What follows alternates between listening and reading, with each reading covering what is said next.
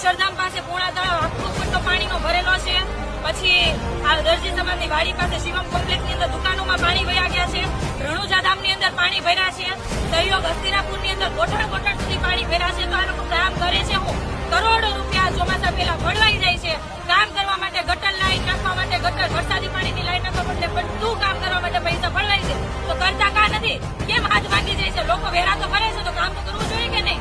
અને જયારે આ બધું પૂરું થઈ જાય પછી આ વિસ્તારના ધારાસભ્ય પ્રફુલભાઈ પાનસેરી આટો મારશે, મોટી મોટી ડાઈ વાતો કરશે, પણ અત્યારે લોકો આટલા પાણીમાં ભીના થયા છે, હેરાન થાય છે।